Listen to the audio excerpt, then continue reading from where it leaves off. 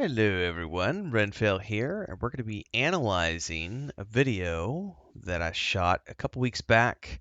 There are two of me, yay! When we did the Vault of Incarnates for the first time, we were progressing through on Saturday nights. And there's a lot of stuff I really like about World of Warcraft raiding. I'm still new to this particular game, not new to raiding. Anybody who's been around for a while, I was raid leader, raid tank, EverQuest 2 for like 7 years, and like 20 years of gaming and raiding. I've done it all. Been at the top. Not a big deal. This is a different game. I've been interested to see what it's all like here, and I've got to say it's a hell of a lot of fun. They also have some pretty cool stuff like I didn't know this until we got into it this past Saturday night when we were doing a run. I thought that everything reset between instances, but it turns out that's not necessarily true. The instance resets if you want it to, so that you can go in every week and clear all the bosses if you have it on farm. But if you're a smaller guild like we are, because we're still growing, we get, like we're 10, 15 people showing up for raids right now, and everything scales between 10 and 30, so we're completely content with that. And we've been going through Vault of the Incarnates, and it's really cool how you can go in and like choose not to reset the zone, keep your bosses from where they were the last time, and just pick up where you left off every week, and you don't have to worry. It might take you 3 weeks, it might take you 6 weeks. Who cares? As long as you're having fun and making progress with your friends, that's pretty cool. And I like the fact that the mechanics are challenging but easy enough to overcome, and yet still have a sting to them, so that if you fail, you'll wipe. I mean, we definitely wiped here, I think, 2 times before we were able to get in the groove and get it through. Last night we did everything except for the very final boss, Razagath or whatever her name is. And that's probably going to take us. It's going to take us some tries. That's a very complex fight. The one before it took us 4 tries, I think, and we got it. With the dragon that eats the eggs, or like summons the bosses from the eggs and get the ice mages, and that was pretty complex. But we got it after a few attempts. That video's either going up, probably go up after this video. I don't know. It's somewhere in the mix here. Anyway, I wanted to show you guys this fight because I thought that these were really easy to get into. Like, this is an easy mechanic. The complexity is not difficult here, so it gets you into it. And it's like, I think that even somebody who's in elementary school could probably do something like this. It's going to be interesting because my nephew is going to be starting to play with us this fall with War Within, and I'm very genuinely interested to see how far he wants to get pushed in terms of difficulty as a 10-year-old. He'll be 9, 10 years old by that point. It'll be very interesting to see if does that appeal to him or not, because I feel like this stuff, for the most part, it's not too bad. It gets complex though. So I want to talk about this fight because this fight was a hell of a lot of fun. So I'm gonna go ahead and enlarge this. And yeah, there's gonna be 2 of me on the screen. I apologize for that. Just roll with it. Might be disconcerting at first. So rolling in here. Let me get this video out of the way so I don't actually pause this. So you start the fight, and there's basically a few things here. So when you see like that, so what's happening here is the first big thing that happens.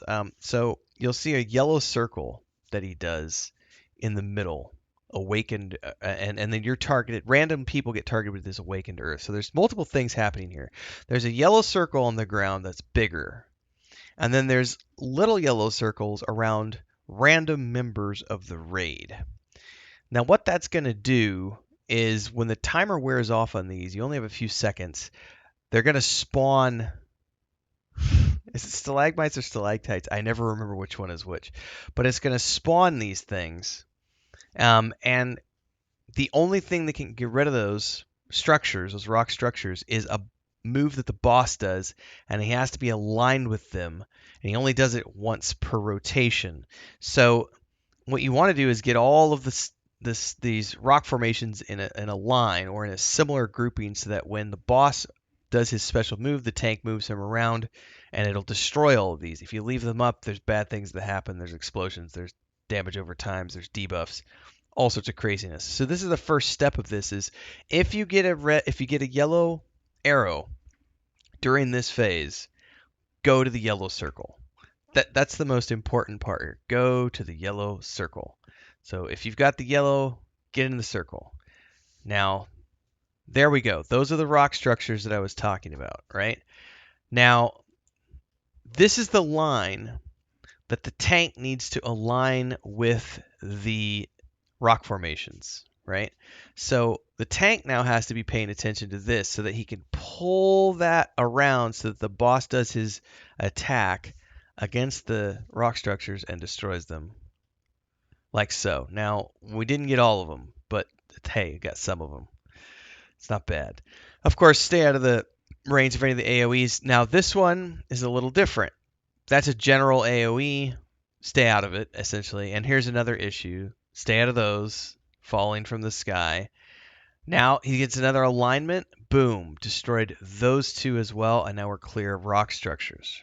Right? Going from here, you get a little bit of time to do some fun stuff here. All right. Now, again, I didn't get the others time, but I got the big circle. So I need to pay attention to moving the big circle to where all the little circles are so that everybody can get in the middle so that we can have this happen right here. And then, boom, tanks on it. Those are all down in one shot. We're good to go. Like I said, it's not complex. It is a learning curve. That's the thing. This is a learning curve, but it's not difficult to overcome. All right, there's that again. Okay.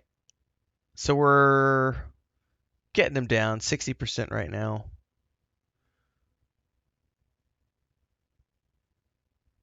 50%-ish. Now this one, you want to get out of the way of. So when he does this, the tip that we discussed in chat, I think Ashmead was the one who, because he had done the fight before, a lot of us hadn't done the fight before. He said when he had done it before, everybody just moves to the left every time he does that frontal cone. Just move to the left, and just always move to the left. And the reason why is later on the fights in here. There's also strategies and things you have to do as you're moving to the left. So just get in the habit of it. So it's just another learning curve thing. This wasn't overly complex. You know, we're repeating the stuff from before. It's the same stuff through this guy's phases. So just stay out of the AoEs. Yellow arrows into the yellow circle. Blow up the rock structures. Stay out of the AoEs. Do damage. Rinse, repeat, rinse, repeat, rinse, repeat. Now, again, this was not our first attempt. This was, I think, our third attempt, if I'm not mistaken. That was not a perfect one right there because we got a little bit of a spread on the so there's one left up. Not a big deal. But you see that red pulsing at the top of that pillar? It's like a debuff. So the more those are up, the more it's bad for you. So you want to try to keep those down to a minimum. At this point, though, the fight's pretty much over. We got this one, it looks like, with only one dead. But again, I think this was the third attempt. Pretty sure we did this one 3 times. But this is I feel like this is a great, and this is one of the earlier fights involved to the Incarnates. It's a great intro fight. Because it's not superly complex, but it is complex enough that there's, half a dozen things that you have to pay attention to. And there's the defeat. Half a dozen things that you need to pay attention to, but not like 50 things. So there's not multiple phases here, right? So some bosses have multiple phases, and that's when things get a little crazy because you got to figure everything out for phase 1. Then you get into phase 2, and everything completely changes. You got to learn phase 2 now, and then you get into phase 3. It's like, oh shit, now we got to learn phase 3.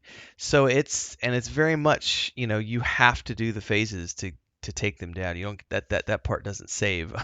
So quick commercial break, everyone, to celebrate and give thanks to all of these amazing people who keep me on the air full time. Really appreciate the support.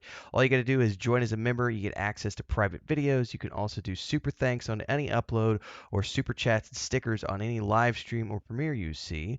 And beyond that, don't forget we're multi-streaming over on Twitch now, so you can support over there as well. Thanks so much to everybody. Let's get back to the video at hand.